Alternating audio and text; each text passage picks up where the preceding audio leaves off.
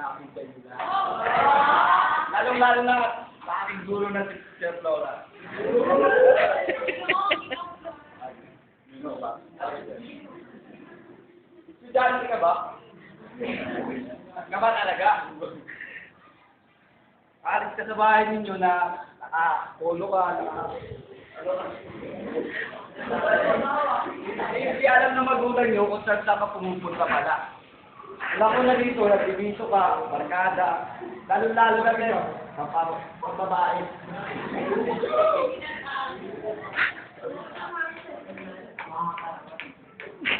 Tama ka na.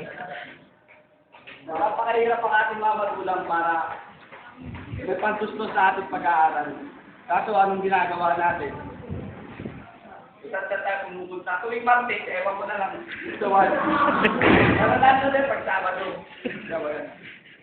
Di pa ulit lahat. Sister lang ako kwento sa inyo, barkada ko. Wala pang. May isang barkada, nag-iisang anak.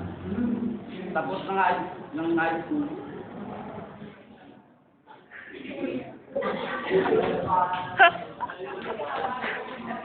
Mag-uupa siya ng bahay.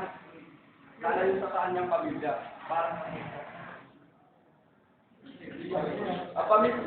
At ang nanay niya at ang tatay niya parehas may trabaho. Kumbaga mayaman sila. Pag nagpapadala na ng pera sa kanyang mga magulang. Hindi alam ng mga magulang niya na pagsabayan sa mga barkada, bisyo. Lalo na pang babae. Hindi alam kung saan pumupunta. Yun, bumakdak siya. At saka mga magulang niya nawala ng trabaho. Nawala ng trabaho. Gusto niya magpadala ang kanyang mga magulang sa kanyang dahil wala ng pera. Hindi alam ng kanyang mga magulang kung saan sila kuha ng pera. Ang gusto sa pag-aaral sa kanilang anak na naging isang lalaki lang. Ginawa ng tatay niya, matanda na yung tatay niya. May trabaho. Nagtatrabaho tatay niya. Nag-apply ng construction. Bumalik agad ng 1,000 para lang na ipagpadala sa kanyang anak na nag-iisa.